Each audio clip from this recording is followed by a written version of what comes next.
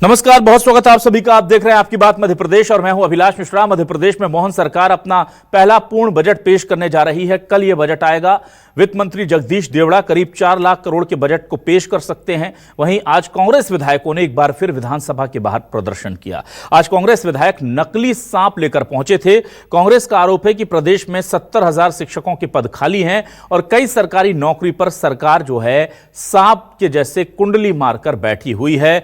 बच्चों की पढ़ाई प्रभावित हो रही है, शिक्षा व्यवस्था चौपट है, लेकिन सरकार नौकरी नहीं निकलने दे रही है। बीजेपी ने इस पर पलटवार किया और कहा कि कांग्रेस सांपों से खेले, हमारा फोकस विकास पर है। बीजेपी ने दावा किया है कि बजट में सभी वर्गों पर फोकस होगा। उधर बजट से पहले आम जनता में सरकार से बहुत उम्मीदें हैं, जिसमें सबसे बड़ी उम्मीद पेट्रोल के दाम घटाने की है। पेट्रोल के दाम घटाने की अचानक से मांग क्यों है? आपको बता दें कि मध्य प्रदेश देश के सबसे ज्यादा पेट्रोल पर टैक्स लगाने वाला राज्यों में शुमार है। 1-2 राज्य ही ऐसे हैं जो मध्य प्रदेश से ज्यादा टैक्स लगाते हैं। बाकी दिल्ली, मुंबई, महाराष्ट्र, गुजरात, अहमदाबाद, जयपुर, जो भी छत्तीसगढ़, वहां पर टैक्स बहुत कम है। उसके बाद भी छत्तीसगढ़ में मध्य प्रदेश से करीब 6 रुपए कम पेट्रोल का दाम है। अभी हाल ही में जो बजट पेश हुआ उसमें छत्तीसगढ़ सरकार ने 1 रुपए टैक्स कम करके 1 रुपए प्रति लीटर की राहत आम जनता को दे दी। एक रीजन तो यह है कि पूरे देश में सबसे ज्यादा टैक्स ले रहे हैं, इसलिए कहा जाता है कि पेट्रोल कम होना चाहिए। दूसरा रीजन यह है कि जब छत्तीसगढ़ जैसा छोटा राज्य और बाकी राज्य कम कर सकते हैं तो मध्य प्रदेश को तो करना ही चाहिए। और तीसरा सबसे बड़ा रीजन यह है कि अंतर्राष्ट्रीय बाजार में कच्चे तेल की कीमतें $90 प्रति बैरल से ऊपर थी, जो अब गिर करके $70 के नीचे आ गई हैं। यानी करीब 23% की कटौती हो चुकी है ऑलरेडी पेट्रोल के दामों में, अंतर्राष्ट्रीय स्तर की बात करें कच्चे तेल में तो।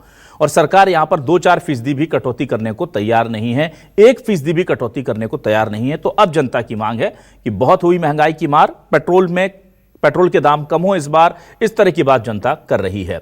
अब कल जो बजट आएगा उसमें क्या फोकस रहेगा? क्या आम जनता को महंगाई से राहत मिलेगी? क्या उद्योगों के लिए कुछ खास होगा? किसानों के लिए क्या होगा? इन्हीं तमाम मुद्दों के साथ शुरू करते हैं आपकी बात।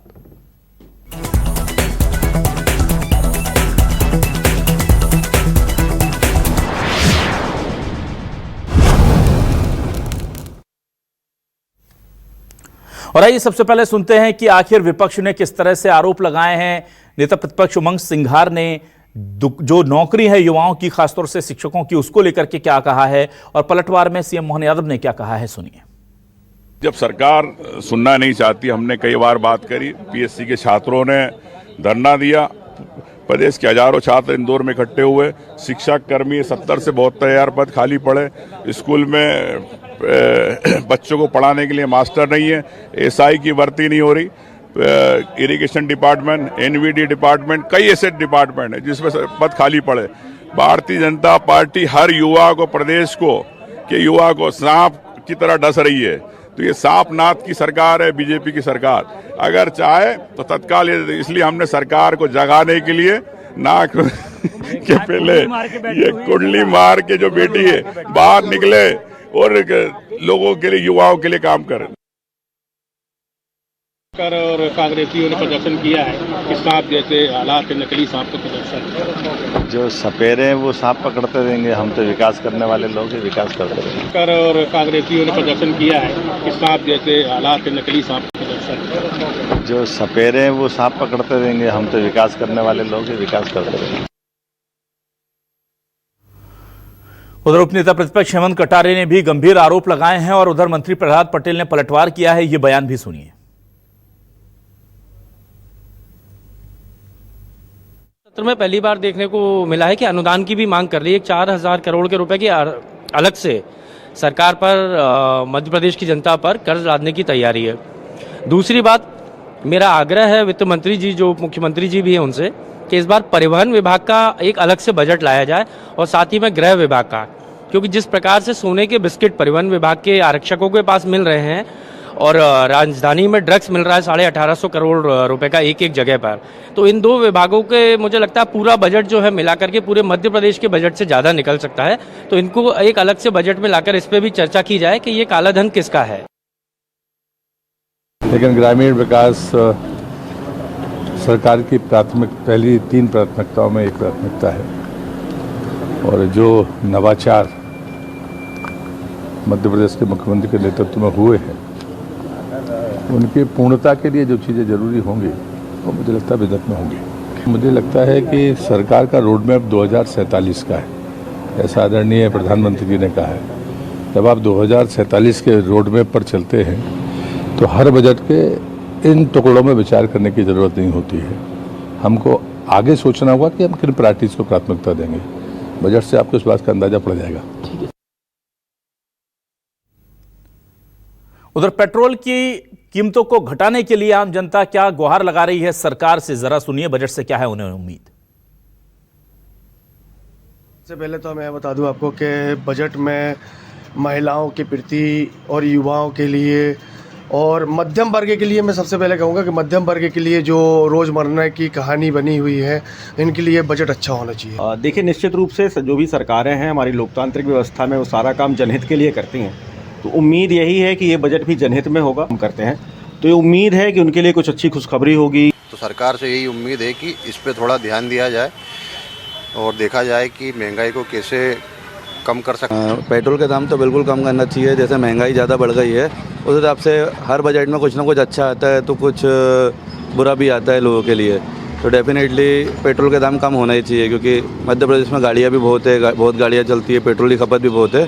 तो जब खपत ज़्यादा है तो डेफिनेटली आप टैक्स कम कर सकते हो उस पर। बिल्कुल होने चाहिए बजट के हिसाब से।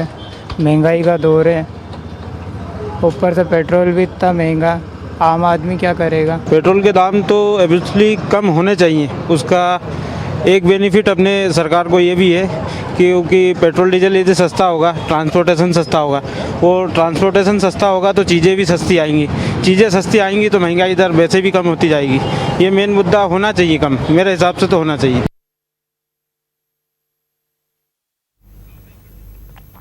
आइए देखते हैं हमारे आज के सवाल क्या है। सवाल लेकर आ रहे हैं आपके सामने। हमारे आज के सवाल ये रहे आपके सामने। सवाल क्या है देखिए। मध्य प्रदेश विधानसभा में विपक्ष ने सांप लहराए, सरकार पर नौकरियों पर कुंडली मारने के आरोप लगाए। 70,000 शिक्षकों की कमी भी बनी मुद्दा। लाडली बहनों के नाम सिर्फ कटे, नया नाम क्यों नहीं जुड़ा। कल एमपी के बजट का पिटारा खुलेगा, जनता ने पूछा इतने महंगे पेट्रोल से कब छुटकारा मिलेगा। एमपी विधानसभा में नौकरी और लाडली बहना पर संग्राम, कल बजट में क्या पूरी होगी सस्ते पेट्रोल की मांग। ये सबसे बड़े सवाल हैं जो लेकर हम आए हैं। तो ये जो सवाल हैं इन्हें हम आपके सामने लेकर आए हैं, और अब जाहिर सी बात है इन सवालों के साथ हमारे साथ जुड़ेंगे कुछ खास मेहमान। आपको एक एक करके तारुफ करा रहा हूं। आज हमारे साथ बीजेपी से वरिष्ठ नेता पूर्व विधायक यशपाल सिंह सिसोदिया साहब जुड़ रहे हैं, उनका बहुत स्वागत करता हूं। कांग्रेस से वरिष्ठ नेता और विधायक आर के दोगने जी हमारे साथ जुड़ रहे हैं, उनका स्वागत करता हूं। वरिष्ठ पत्रकार के तौर पर विजय शुक्ला जी हमारे साथ हैं, उनका भी बहुत स्वागत है। और वरिष्ठ अर्थशास्त्री जयंती लाल जी ने हमें ज्वाइन किया, उनका भी बहुत स्वागत करता हूं। सबसे पहले मैं जयंती लाल जी आपके पास आता हूं। जयंती लाल जी, देखिए डबल इंजन की सरकार है और जाहिर सी बात है कि अभी इस वक्त ये माना जा रहा है कि पहला पूर्ण बजट आ रहा है तो जनता बहुत सारी राहत की उम्मीद कर रही है। क्या सरकार आपको लगता है वो राहत देना चाहेगी, और क्या उसकी इकोनॉमिक कंडीशन उसे वो राहत देने के लिए वो लिबर्टी देती हैं क्या? निश्चित रूप से मध्य प्रदेश के नए बजट के संदर्भ में ये दोनों प्रासंगिक प्रश्न हैं। पहली बात तो ये कि इस समय मध्य प्रदेश की वित्तीय स्थिति बहुत अच्छी स्थिति के रूप में रेखांकित हो सकती है। इसका जो बड़ा आधार है वो ये कि आज 11 मार्च को जब मध्य प्रदेश का वर्ष 2024-25 का आर्थिक सर्वेक्षण प्रस्तुत हुआ है तो उससे मध्य प्रदेश की मजबूत वित्तीय स्थिति के संकेत मिले हैं। पहली बार मध्य प्रदेश की विकास दर 24-25 में 11% रही है। मध्य प्रदेश की जीडीपी ऊंचाई पर पहुंचते हुए 15 लाख करोड़ रुपए की हो गई है और प्रति व्यक्ति आय 1.52 लाख 1,52,000 रुपये हो गई है ये आंकड़े। और हमारे कुल संग्रह में, मध्य प्रदेश के कुल टैक्स संग्रह में 15% की वृद्धि, ये एक बड़ा मजबूत आधार है जो मध्य प्रदेश के बजट को एक बहुत ताकत देते हुए दिखाई दे रहा है। जहाँ तक इस बजट से उम्मीदों का सवाल है, निश्चित रूप से प्रधानमंत्री नरेंद्र मोदी के मार्गदर्शन में जिस तरह से देश का बजट प्रस्तुत हुआ है वर्ष 2025-26 का, जिसके अंदर गरीब है, महिला है, युवा है और जन कल्याण है, और साथ ही TTT टेक्सटाइल, टूरिज्म और टेक्नोलॉजी के मंत्र हैं, लगभग उसी आधार पे मध्य प्रदेश का ये बजट प्रस्तुत होते हुए दिखाई देगा। और निश्चित रूप से इसमें राहत होगी, सारे कमज़ोर वर्गों के लिए, गरीब युवाओं के लिए योजना होगी। और जैसा कि आपने कहा कि युवाओं के लिए इसमें क्या हो सकता है, तो बेरोजगारी को दूर करने के लिए जो उम्मीद की जा रही है कि 1 लाख नौकरियों का एक रोड मैप दिया जाएगा और स्वरोजगार के माध्यम से भी नई पीढ़ी को ताकत देने के प्रयास होंगे। तो ये बड़े महत्वपूर्ण पक्ष है और इस बजट की जो एक बड़ी ताकत है वो ये कि इस बजट के माध्यम से टूरिज्म, टेक्सटाइल और टेक्नोलॉजी को आधार बना के, मूल मंत्र बनाकर प्रदेश की अर्थव्यवस्था को नए पंख दिए जाएंगे। और एक बात और यहाँ पर कि अभी जो हमारा ग्लोबल इन्वेस्टमेंट समिट हुआ है उसमें 30 लाख करोड़ रुपए के जो प्रपोजल आए हैं उनमें से यदि अधिकांश संभावित होंगे, क्रियान्वयन के रूप में दिखाई देंगे, तो मध्य प्रदेश की अर्थव्यवस्था तेज रफ्तार से आगे बढ़ेगी और देश में पहली 5 अर्थव्यवस्थाओं में मध्य प्रदेश इस बजट के बाद में बढ़ती हुई अर्थव्यवस्था के रूप में रेखांकित होते हुए दिखाई दे सकेगा। ठीक है सर, मैं वापस आता हूं अब जल्दी से दोगने जी आपके पास। दोगने जी, आप देखिए आरोप लगा रहे हैं कि नौकरियों पर सांपों की तरह कुंडली मार करके सरकार बैठी है, और एक महत्वपूर्ण सवाल ये भी है कि लाडली बहना में नाम नहीं जुड़ रहे हैं। 2 ऐसे सवाल हैं जो युवाओं से और महिलाओं से जुड़े हैं, जो कि मैक्सिमम जो हमारा समाज का हिस्सा है वो तय कर लेता है, उसमें वो आ जाते हैं। ये दोनों मामलों को लेकर क्या शिकायत है और क्यों आपको लगता है कि सरकार की मंशा नहीं है सरकारी नौकरी देने की?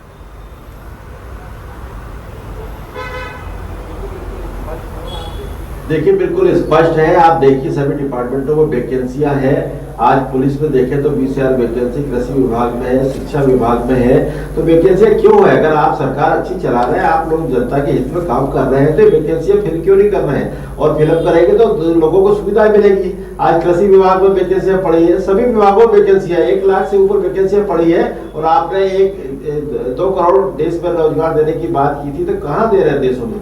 प्रदेश में भी रोजगार नहीं मिल रहा है, देश में मिल रहा है। तो ये निश्चित है बात, इसको उठाना पड़ेगा। और वही बात हमने उठाई। उसके साथ ही लाडली बहना का हम देखें, लाडली बहना में जो आपका 1.5 साल पहले आपने चयनित की है, उसके बाद आपने नया जोड़ा नहीं है। आप क्या जो बच्चियां अभी 18 साल से ऊपर हुई उसको जोड़ना नहीं चाहिए क्या? अगर देना है तो सबको सुविधा दीजिए। और जो नाम काटते जा रहे हैं तो वो कटना नहीं चाहिए। जिनको सुविधा महिलाओं को देने की बात की है तो सबको मिलना चाहिए। तो नाम कटते जा रहे हैं पर नए नाम नहीं जुड़ रहे हैं, ये भी शिकायत है। और बिल्कुल स्पष्ट है, दिख रहा है सरकार की मंशा की क्या है। आप क्यों ऐसा कर रहे हैं? अगर देना है तो सबको दीजिए, देना चाहिए। और रोजगार भी सबको देना चाहिए। रोजगार क्यों रोक के बैठे हैं? अगर आपके पास फंड है, आज हर महीने आप लोन लेते जा रहे हैं। सरकार आपने देखा होगा हर महीने 5,000 करोड़ का लोन ले रही है। तो कहाँ है पैसा फिर आपके पास? आपके पास कौन से फंड से आप ये व्यवस्था चलाएंगे? व्यवस्था किसे बनाएंगे ये तो बताएं। वो बताने को तैयार नहीं है। लोन लिए जा रहे हैं, लोन से व्यवस्थाएं कर रहे हैं। तो इससे देश थोड़ी चलता है, प्रदेश थोड़ी चलेगा ना। ये चीजों को शिकायत है हमारी। और कुंडलीवार के बैठने का सीधा साफ दिखाने का हमारा उद्देश्य वही है कि सरकार कुंडलीवार के बैठी है और ये व्यवस्था नहीं बना रही है। ठीक है दोगने जी, मैं यशपाल जी आपके पास आता हूं। यशपाल जी, देखिए ये नौकरियों को लेकर के बड़ा गंभीर आरोप है। 1 लाख नौकरियों की बात आपने कही थी, 1.25 साल हो गया है और अभी भी नौकरियां जो हैं जिनके रिजल्ट, बाकी तो छोड़िए नहीं निकालना, जो पुरानी है जिनको लेकर हाईकोर्ट कह चुका है कि भाई आप जो वैकेंसी है वो निकाल दीजिए, और उसके तक रिजल्ट जारी नहीं हो रहे हैं, उसको लेकर लोग यहाँ प्रदर्शन करते फिर रहे हैं। तो ये हो क्या रहा है सर? आप कह कुछ रहे हैं और हो कुछ रहा है, उल्टा हो रहा है। इस बजट से क्या उम्मीद है कि कुछ प्रावधान होगा नौकरियों का, सरकारी नौकरियों का, या फिर वही स्वरोजगार वाला जो एक झुंझुना होता है वो दे दिया जाएगा युवाओं को कि खुद का खुद कर लो, और फिर बोल दिया कि हमने इतने लाख करोड़ का वो लोन बांट दिया है, अब खुद लोग अपनी नौकरी कर रहे हैं? अभिलाष जी देखिए, प्रसिद्ध अर्थशास्त्री आदरणीय जयंत लाल जी ने बहुत विस्तार से सारे बजट के पूर्व जो उनका अनुमान है, उनके अनुभव है, उनका जो क्षमता है, उस हिसाब से उन्होंने जोड़ूंगा जयंत लाल जी की बात को। आज सोशल मीडिया पर अभिलाष जी इस बात को लेकर के चला था दिन में, जब आर्थिक सर्वेक्षण की रिपोर्ट आई और उसके बाद जब सोशल मीडिया पर टिप्पणी आ रही थी तो रॉकेट जैसी हो गई मध्य प्रदेश की विकास दर, है ना। और जयंती लाल जी ने जैसा कहा कि आर्थिक सर्वेक्षण रिपोर्ट जिस प्रकार से आया 24-25 में जीडीपी 11.5% की बढ़ोतरी लेकर के आया। देखिए, कांग्रेस नकली सांप लेकर के टिपारे में से सांप दिखा रही है। हम बजट के टिपारे में से लोक कल्याणकारी और जन कल्याणकारी योजनाओं को लेकर के जाएंगे और पूरा फोकस जो होगा वो 4 प्रमुख जो वर्ग तय किया प्रधानमंत्री नरेंद्र मोदी जी ने, जिनको जाति की भी संज्ञा दी है, उसमें गरीब है, युवा है, अन्नदाता है और महिला है। ये 4 ऐसे वर्ग हैं अभिलाष जी जिनके बारे में कांग्रेस ने लगातार 55-60 वर्षों तक तब तक केंद्र में सरकार रही, राज्यों में सरकार रही है, तब तक इन चारों पर फोकस नहीं किया। नारे जरूर लगाए, गरीबी हटाने का नारा 1970-71 के दशक में श्रीमती इंदिरा गांधी जी ने लगाया था, उस पर चुनाव भी जीत गए थे। लेकिन अगर आप देखें तो बीमारू राज्य की श्रेणी में था मध्य प्रदेश। आज अगर हम 32 लाख करोड़ रुपए के निवेश की बात कर रहे हैं, तो जिस प्रकार से रोजगार सृजन हो रहे हैं, जिस प्रकार से शासकीय नौकरियों की भी आप बात कर रहे हैं, शासकीय नौकरियों में भी देखिए हमने जिस प्रकार से रोजगार दिया है उसमें किसी से छुपाव नहीं है। कांग्रेस के जमाने में शिक्षा कर्मी कल्चर हुआ करता था, हमने शिक्षकों को जिस स्थान पर लेकर जिसकी भर्ती पूर्ति करी है। साथ ही हम कहना चाहेंगे कि रोजगार सहायकों की हमने नियुक्तियां करी है, ग्राम पंचायत स्तर पर शिक्षकों की कमियों को हमने दूर किया। अन्य विभागों में इस साल की बात कर रहा हूं मैं सर, इस साल सवा साल में क्या हुआ है सर, जरा यशपाल जी नौकरी के लिए इस सवा साल में क्या हुआ जरा वो बता दीजिए।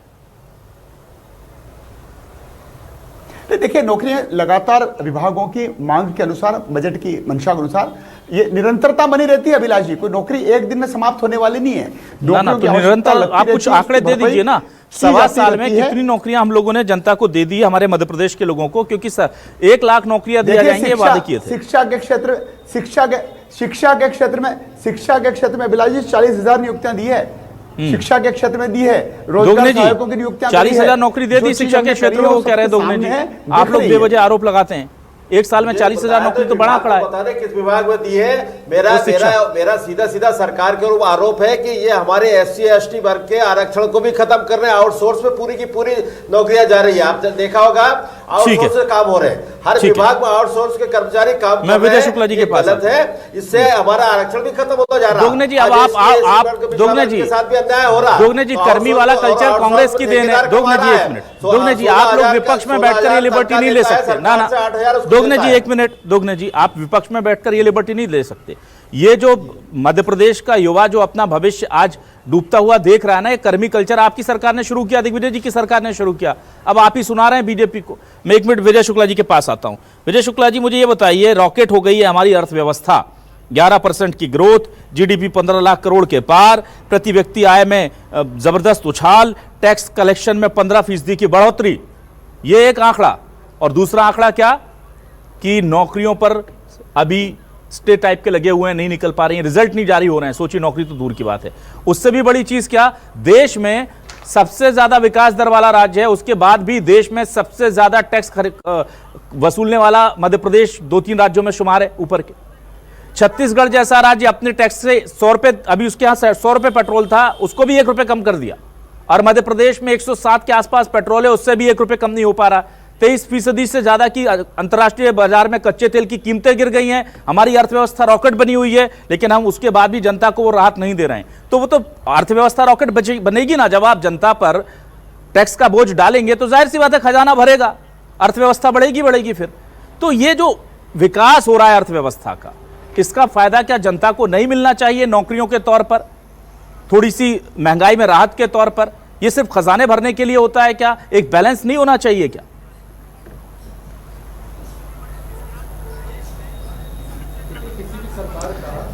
देखिए, किसी भी सरकार का ये काम होता है कि वह जनता को सहूलियतें प्रदान करे, पर अर्थतंत्र एक जुबानी भाषा नहीं है, ना कोई राजनीतिक विषय है।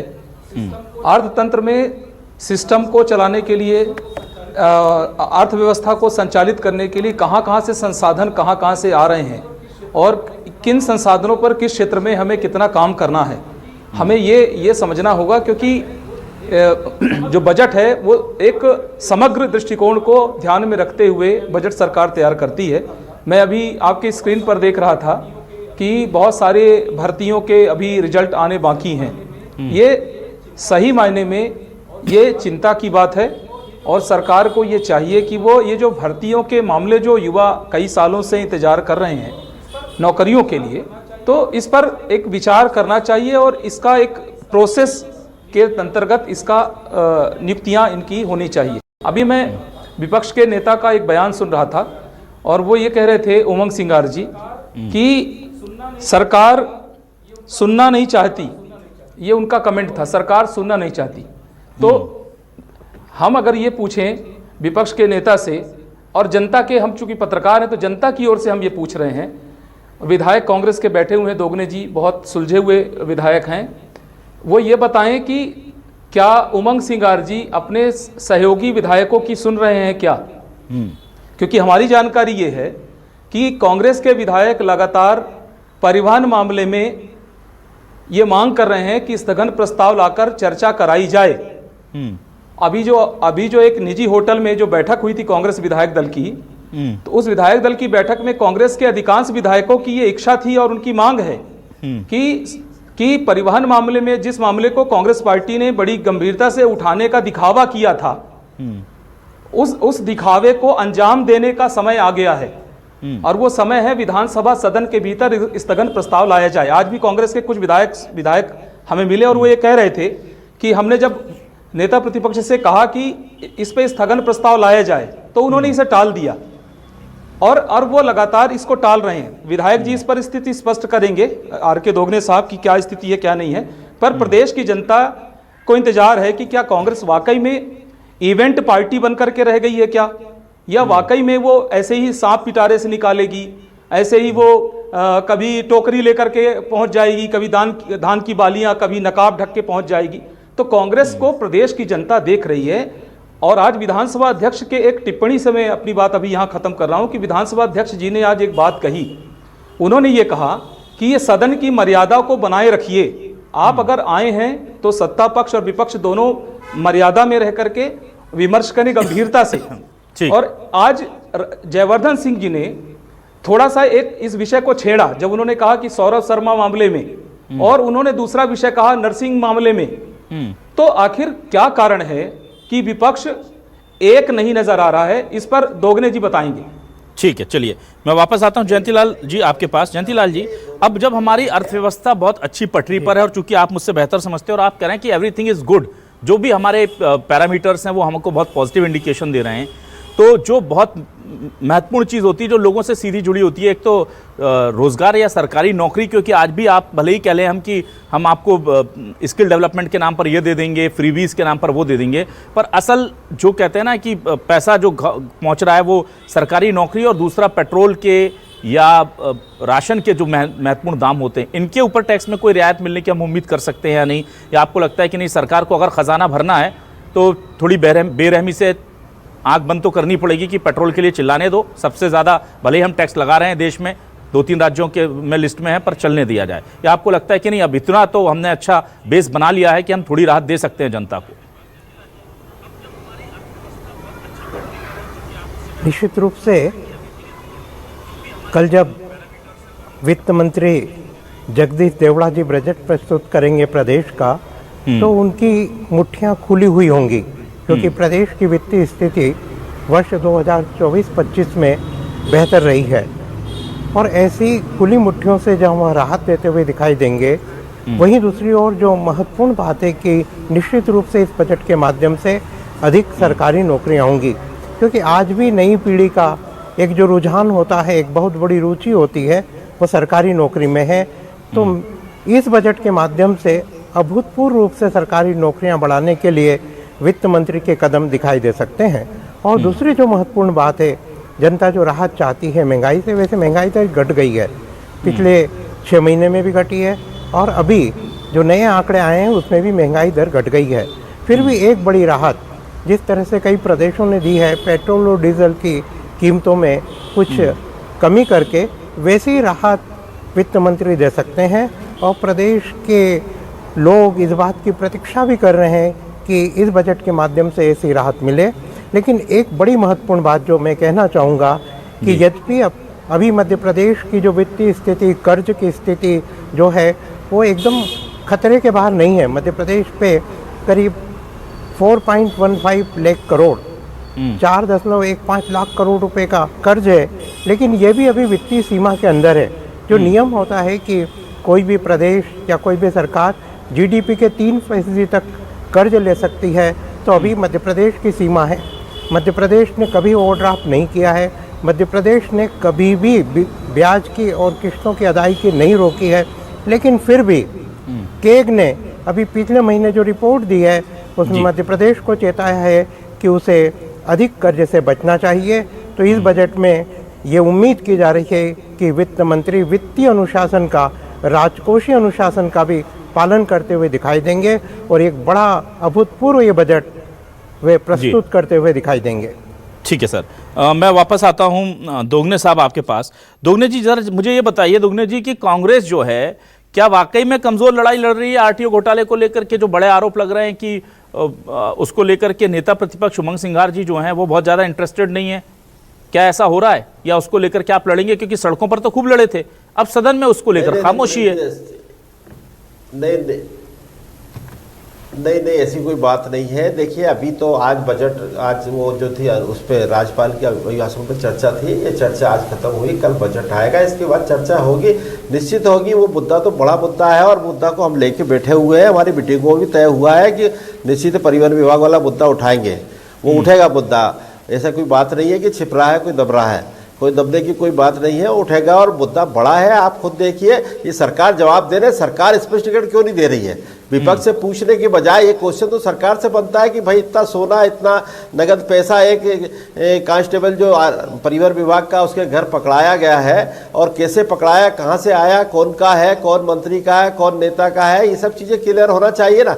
सरकार को जवाब देना चाहिए। इन्वेस्टिगेशन एजेंसियां भी सरकार के पास है, इनको करना चाहिए। विपक्ष तो उठाएगा, अपना काम करेगा, विपक्ष तो उठा रहा है, पहले भी मुद्दा उठाया है, व्यापम का मुद्दा भी उठाया है। उसमें क्या हुआ आपने देखा, सरकार ने लिपापोती की है। आपने नर्सिंग घोटाला उठाया है, उसके बाद भी सरकार ने लिपापोती की उसमें भी।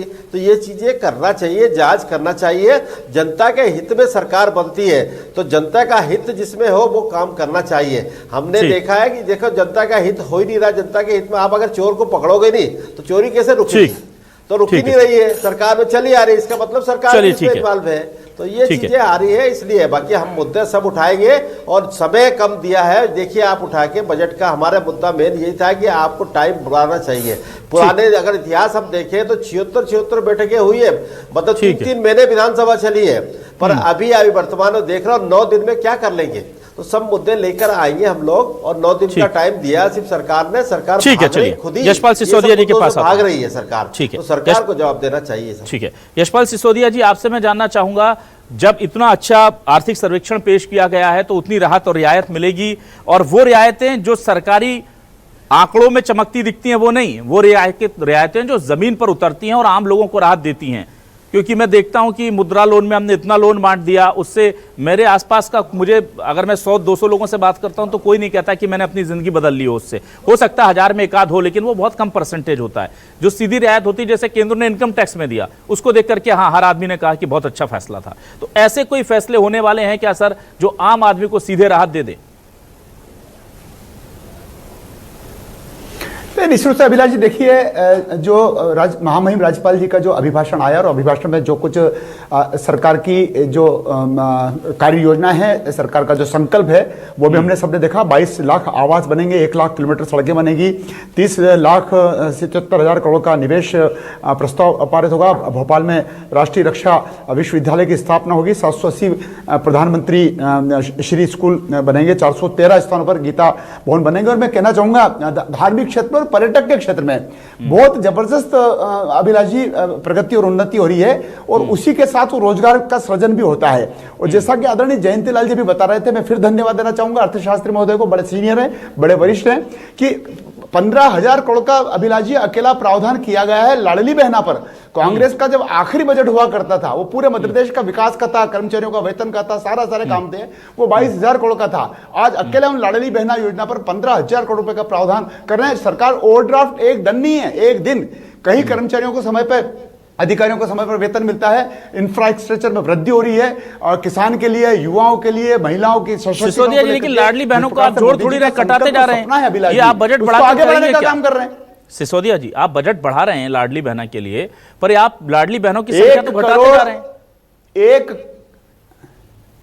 नहीं देखिए अभिलाष जी, अगर कहीं किसी से त्रुटिवश नाम जुड़ गया है तो घटाने और बढ़ाने का काम तो चलता रहता है। नहीं चल सिसोदिया जी प्लीज, सिसोदिया जी प्लीज, एक मिनट सिसोदिया जी, एक मिनट, लगातार घटाने और बढ़ाने का नाम चल रहा है। एक मिनट सिसोदिया जी, आप तो चूंकि वरिष्ठ विधायक और संसदीय काम की और सरकारी काम की मुझसे बहुत ज्यादा जानकारी रखते हैं, मुझे दुरुस्त कीजिएगा। मेरे पास जो जानकारी है वो ये है कि केवल पिछले 1 साल में लाडली बहना के नाम कटे हैं, एक नाम नहीं जोड़ा गया है, क्योंकि पोर्टल ही ओपन नहीं कर रहे हैं आप। आप काटने के लिए तो बोल रहे हैं कि ये ओवरहेज हो गई, इनको हटा दो, ये जो है मृत्यु हो गई, इनको हटा दो, इनका केवाईसी नहीं हुआ, इनको हटा दो, पर नए लोग जुड़ ना जाए इसलिए आप पोर्टल नहीं खोल रहे हैं। और आप कह रहे हैं घटना और बढ़ने का काम चलता है, यहाँ तो घटने का काम चल रहा है सर। नहीं अविनाश जी, सरकार ने जब ओपन किया था, जब शुरुआत करी थी माननीय तत्कालीन मुख्यमंत्री शिवराज सिंह चौहान के समय में, और तब जो पात्र महिला आने वाली थी, पात्र महिला जो उसकी पात्रता में आती थी, उनके सबके रजिस्ट्रेशन किए हैं पंचायत स्तर पर, शिविर लगा करके किए हैं। सिसोदिया जी, वही तो कह रहा हूं, देखिए पिछले एक साल में कितने नाम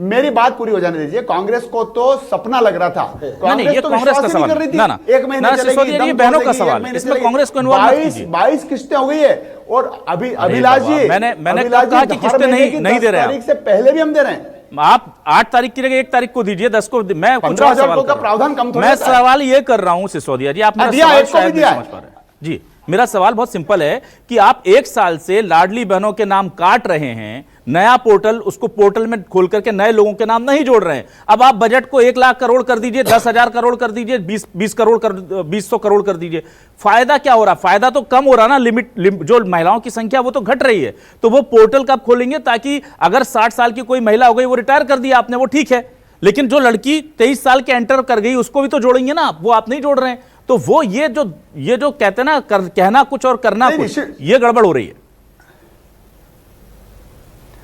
नहीं, ऐसा नहीं है। देखिए अभिलाष जी, मध्य प्रदेश की सरकार की और हमारे जो नवाचार हुआ है उसको महाराष्ट्र ने भी स्वीकार किया, उसको दिल्ली ने भी स्वीकार किया है, और हम आगे बढ़ेंगे, निश्चित बढ़ेंगे। आप मेरे सवाल का जवाब नहीं दे रहे हैं। पार्टी के नेतृत्व वाली सरकार है। आज पहली बार मुझे लग रहा है कि मैं यशपाल सिसोदिया जी को मेरा सवाल नहीं समझ पा रहा। हम लेकर क्या, कांग्रेस लेकर के नहीं आई। कितने नाम जोड़े गए ये तो बता दें, जोड़े गए कितने नाम वो तो बताएं, कितने नाम जोड़ेगा? नहीं, मैं समझ गया, जो जोड़े गए थे उन्हीं को तो दी जा रही है। हमने तो कैंप लगाए, शिविर लगाए, लगातार 1 करोड़ 27 लाख की संख्या भी कम। चलिए ठीक है, मैं जल्दी से, समय बहुत ज्यादा हो गया, बहुत ना मैं विजय शुक्ला जी के पास बस 15 सेकंड के लिए आता हूं। विजय शुक्ला जी, ठीक है सर, समय बहुत हो गया, प्लीज, चूंकि ये बहनों का मामला था इसलिए मुझे ओवरशूट करना पड़ा दुगने जी। विजय शुक्ला जी, ये महत्वपूर्ण मामला है कि सरकार ने और ऐसा नहीं है कि केवल मध्य प्रदेश में कर रही है, मुझे इसको बोलने में कोई गुरेज नहीं।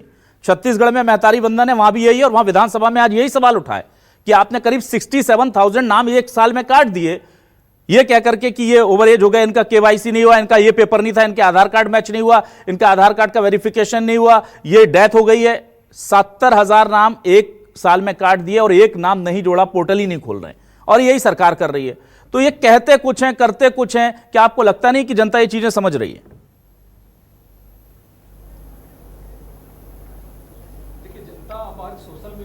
देखिए, जनता अब आज सोशल मीडिया और डिजिटल मीडिया का ये दौर है। आज गांव का छोटे से छोटा व्यक्ति भी अपने घर बैठे हुए ये आप देख रहा है कि हम क्या बात कह रहे हैं, क्या हम कर रहे हैं। पर सरकार का एक वित्तीय अनुशासन सबसे प्रमुख होता है। वित्तीय अनुशासन को संतुलित रखते हुए, व्यवस्थित करते हुए सरकार कैसे किस क्षेत्र में कितना उसको खर्च करेगी। लेकिन मैं समझता हूं कि ये जो बजट आने वाला है, इस बजट में 2-3 बहुत महत्वपूर्ण विषय हैं। पहला ये कि देखना यह होगा कि सरकार शिक्षा के क्षेत्र में क्या खर्च करती है, सरकार हेल्थ सेक्टर के लिए उसको बूस्ट, और जो कर्मचारी हैं, जो शासकीय कर्मचारी हैं, शासकीय कर्मचारियों की एक सबसे बड़ी जो लंबे समय से प्रतीक्षा है वो ये है कि 2016 से प्रमोशन पर आरक्षण का जो मुद्दा है, जो कोर्ट में विचाराधीन है, लेकिन कोर्ट ने प्रमोशन में आरक्षण पर रोक लगाई है। लेकिन जैसे विधि विभाग में अभी शुरुआत हुई है, विधि विभाग में इसका सिलसिला शुरू हुआ है, तो कर्मचारियों को प्रतीक्षा है। और मुझे विश्वास है कि मोहन सरकार के नेतृत्व में ये सरकार वित्तीय अनुशासन के साथ अभी तक जो 1 साल का कार्यकाल मोहन सरकार ने जो अपना पूरा किया है, वो एक अच्छे दिशा में सरकार काम कर रही है। और ये जो आने वाला बजट होगा, ये बजट भी सभी वर्गों को ध्यान में रखते हुए अच्छा बजट सरकार का आएगा, ऐसी हम अपेक्षा करते हैं। ठीक है, चलिए, समय बहुत ज्यादा हो गया। बहुत शुक्रिया अदा करूंगा मैं चारों मेहमानों का। विजय जी आपका शुक्रिया, दुगने जी आपका शुक्रिया, यशपाल सिसोदिया जी आपका शुक्रिया, और जयंतीलाल जी आपका भी बहुत बहुत शुक्रिया। अर्थव्यवस्था की पूरी मध्य प्रदेश की जो हमारी जानकारी थी उसको आपने बढ़ाया, उसके लिए बहुत शुक्रिया। दर्शकों का शुक्रिया, नमस्कार।